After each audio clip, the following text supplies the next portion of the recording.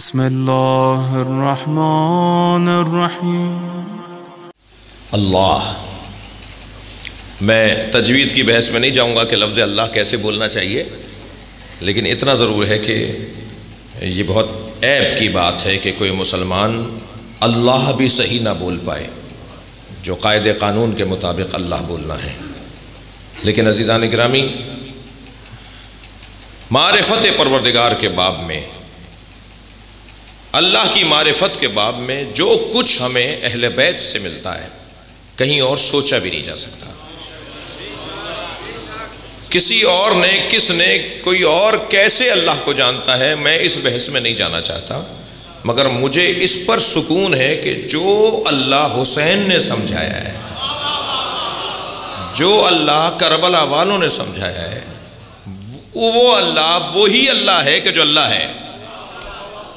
علامہ نقن صاحب کا بڑا حسین تاریخی جملہ ہے۔ نقن صاحب فرماتے ہیں کہ اللہ کے وجود پر دلیلیں تو ان گنت ہیں، مگر اللہ کے وجود پر سب سے بڑی دلیل عصر عاشور حسین کا اطمینان قلب امام حسین۔ چہرہ پکار کے بتا رہا تھا کہ حسین بتا رہے ہیں کہ اللہ ہے۔ عزیزو، معرفت الہ کے باب میں ایک منزل آگے آ رہا ہوں، ایک قدم ایک زینہ آگے بڑھ رہا ہوں۔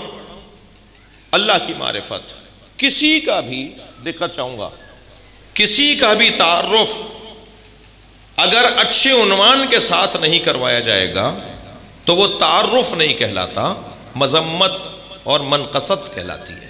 یعنی اگر تعارف برے عنوان کے ساتھ کروایا جائے تو پھر اسے منقصت کہتے ہیں، اسے مذمت کہتے ہیں، اس کو توہین کہتے ہیں، اسے کسر شان کہتے ہیں۔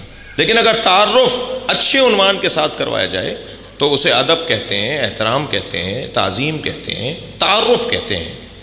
وہ تعارف نہیں ہوتا، وہ مذمت ہوتی ہے۔ لیکن تعارف جب ہوگا جب عنوان اچھا ہوگا۔ دیکھیے، جس نے مینار پاکستان بنایا، جس نے وزیر اعظم ہاؤس بنایا، جس نے صدر ہاؤس بنایا، مثال کے طور پر وہ ہماری گلی میں رہتا تھا۔ مینار پاکستان کا معمار ہماری گلی میں رہتا تھا۔ ہماری گلی میں بہنے والی نالی خراب ہو گئی، بڑا معمار، بڑا نام، گلی کے لوگوں نے مل کر ان سے گزارش کی کہ یہ نالی بنوا دیجئے۔ انہوں نے وہ نالی بنوا دی۔ اب ایک جگہ وہ ہمارے ساتھ تھے اور ایک صاحب انہیں پہچان نہیں رہے تھے، تو ہم نے ان کا تعارف کرواتے ہوئے کہا یہ وہ ہیں جنہوں نے ہماری گلی کی نالی بنوائی ہے۔ تو وہاں بیٹھے ہوئے لوگ کہیں گے مولانا یہ کون سا تعارف ہے؟ تعارف تو یہ ہونا چاہیے تھا، یہ کہتے آپ کہ یہ وہ ہیں جنہوں نے مینار پاکستان بنایا، جنہوں نے وزیر اعظم ہاؤس بنایا۔ عزیزان گرامی، اللہ رب الخنازیر بھی ہے، اللہ رب الخنازیر بھی ہے، خنزیروں کا رب بھی اللہ ہے، مگر یہ تعارف کروانا یہ اللہ کی شان کے مطابق نہیں ہے۔ تعارف کروایا جائے تو کہا جائے رب موسیٰ و ہارون، تعارف کروایا جائے تو کہا جائے رب مصطفیٰ و مرتضیٰ، تعارف کروایا جائے تو تعارف کروایا جائے گا رب العالمین۔ عزیزو، اللہ، میرا دل کر رہا ہے تھوڑا سا لفظ اللہ پہ غور کریں۔ بھائی موحدوں کا مجمع ہے، صبح شام آپ سینکڑوں دفعہ، دسیوں دفعہ اللہ بولتے ہیں۔ لفظ اللہ، اللہ، دیکھیے میرا نام فلاں ہے، آپ کا نام فلاں ہے، یہ جو اسما ہے نا، جو نام ہے، یہ کبھی نکرہ ہوتے ہیں اور کبھی معرفہ ہوتے ہیں۔ تھوڑا سا مدرسے کی زبان میں بات کروں گا اور آپ کی توجہات کا شکر گزار رہوں گا۔ جی، ریکارڈ بن رہا ہے، دنیا دیکھ رہی ہے، اہل سنت سن رہے ہیں، علماء سن رہے ہیں، تو تھوڑا سا مجھے سبق دہرانے دیجئے۔ جی، آپ کا میرا نام مثلاً اس شہر کے اندر مثلاً احسن کے نام سے 50 آدمی ہیں، تو یہ احسن جو ہے اس کو مجھے الف لام اس پہ لگانا پڑے گا عربی زبان میں، تاکہ یہ نکرہ سے معرفہ ہو جائے۔ یعنی مجھے یہ طے کرنے کے لیے کہ کون سا احسن، تو الف لام احد یا الف لام تعریف یا الف لام جنس، مثلا الف لام لگانا ہوگا، جس سے میں یہ طے کر۔ بہت شکریہ، آپ تھوڑی سی گردنیں ہلا رہے ہیں، بہت عنایت، میں تھوڑا سا چاہوں گا کہ میرا ساتھ دیں۔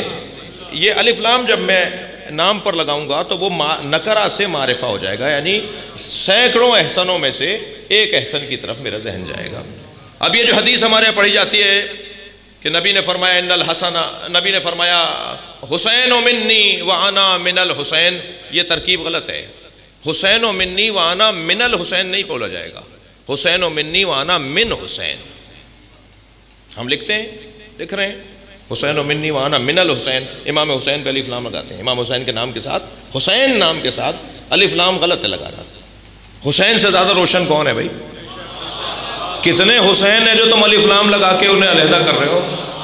اللہ اکبر، اللہ نے ویسے ہی حسین ایک ہی رکھا ہے، 4 محمد ہیں، 4 علی ہیں، 2 حسن ہیں، حسین تو ایک ہی ہے۔ تو یہاں پر الف لام جو ہے وہ تعریف کے لیے آتا ہے، یعنی وہ بہت سارے فلاں لوگوں میں سے ایک کو علیحدہ کرنے کے لیے۔ اب اللہ میں جو الف لام شروع میں ہے، پہلا تو سوال یہ کہ اللہ معرفہ ہے یا نکرہ ہے؟ یہ تو طے ہے کہ اللہ کا جو لفظ ہے، نام ہے، وہ معرفہ ہے، نکرہ نہیں ہے۔